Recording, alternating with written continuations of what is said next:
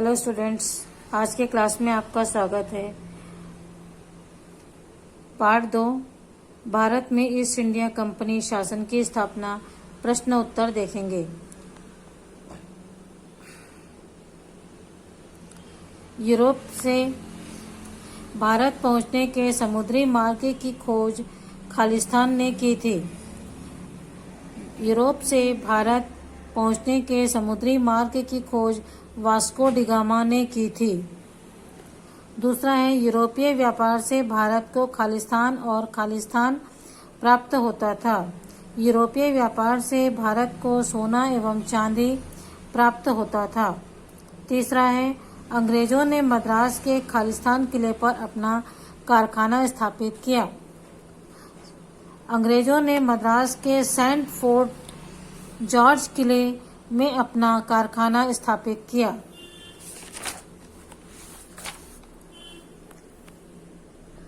खालिस्तान ने पांडिचेरी नगर की स्थापना की थी। फ्रांसिस मार्टिन ने पांडिचेरी नगर की स्थापना की थी। पांचवा है, अंग्रेजों ने प्रारंभ में खालिस्तान को अपनी राजधानी बनाया। उत्तर, अंग्रेजों ने प्रारंभ में मद्रास को अपनी राजधानी बनाया। अगला प्रश्न देखते हैं, उचित संबंध जोड़िए। पेरिस की संधि, कर्नाटक युद्ध पहला। इलाहाबाद की संधि, बक्सर का युद्ध दूसरा। तीसरा, बेसिन का युद्ध, उसके ठीक सामने है मैसूर युद्ध तीसरा। श्रीरंगपट्टनम की संधि, अंग्रेज मराठा युद्ध चौथा। इसके बाद अगला प्रश्न है, सही क्रम दीजिए। अंग्रेज गवर्नरों का भारत आगमन जिस क्रम में हुआ उसी क्रम में उनके नाम लिखकर को व्यवस्थित करें। इसको बच्चों आप लोग 2 खंड में करोगे। पहला प्रश्न उतारोगे और उसके नीचे सही क्रम पहला, दूसरा, तीसरा, चौथा करके लिखेंगे। तो सबसे पहले आए थे लॉर्ड हेस्टिंग्स, दूसरे आए थे वेलेजली, तीसरे आए थे विलियम बेटिक, चौथा कॉर्नवालिस और पांचवा डलहौजी। इसको इसी क्रम में आप लोग लिखेंगे कॉपी में। इसके पश्चात हम देखते हैं भारत के प्रथम गवर्नर जनरल कौन था।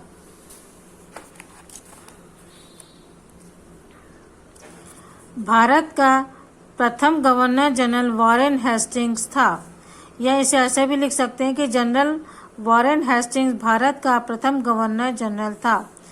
हैदर अली कहाँ का शासक था? हैदर अली मैसूर कर्नाटक का शासक था।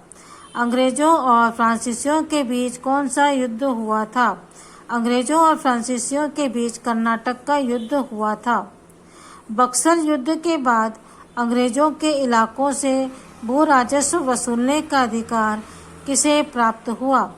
बक्सर के युद्ध के बाद अंग्रेजों को बंगाल, बिहार और उड़ीसा से राजस्व वसूल करने का अधिकार मिला। पांचवा प्रश्न है, प्लासी युद्ध में अंग्रेजों को क्या लाभ हुआ? प्लासी के युद्ध से अंग्रेजों को बहुत आर्थिक लाभ हुआ। अंग्रेजों ने मीर जाफर को नवाब बनाकर उससे अपार धन वसूल किया और व्यापारिक सुविधाएं प्राप्त की। लेकिन नवाब मीर जाफर अंग्रेजों के हस्तक्षेप और आर्थिक मांगों के बोझ को ज़्यादा दिनों तक नहीं उठा सका। अतः अंग्रेजों ने विश्वासघात से उसे भी सत्ता से बाहर कर दिया। अंग्रेजों ने उसके बदले मीर कासिम को बंगाल का नवाब बनाकर उससे चटगांव, वर्धमान और मिदनापुर जिलों में राजस्व वसूल करने का अधिकार स्थायी रूप से प्राप्त कर लिया। छठवां, द्वैत शासन को समझाइए। इलाहाबाद की संधि से अंग्रेजों को बंगाल, बिहार और उड़ीसा की दीवानी अर्थात कर वसूल करने का अधिकार प्राप्त हो गया। उन्हें मुफ्त में सैनिक रखने और उसकी सुरक्षा का अधिकार भी मिल गया। लेकिन ठीक इसके विपरीत प्रशासन और व्यवस्था का उत्तरदायित्व मुगल सम्राट का था। इस प्रकार अंग्रेजों को आर्थिक, सैनिक और सुरक्षा का लाभ मिला और सभी जिम्मेदारियां मुगल नवाबों की थी। इस प्रकार मुगल सम्राट अंग्रेजों के आश्रित हो गए। इसे ही द्वैत शासन कहते हैं। वेलेजली की सहायक संधि की शर्तों को बताइए। सहायक संधि की शर्तें निम्नलिखित थी। पहला, सहायक संधि स्वीकार करने वाले प्रत्येक राज्य को अपने पास अंग्रेजों की सेना रखनी पड़ती थी, जिसका खर्च राज्य को उठाना पड़ता था। अपनी सेना से अंग्रेजों के अतिरिक्त सभी यूरोपीय लोगों को हटाना आवश्यक था।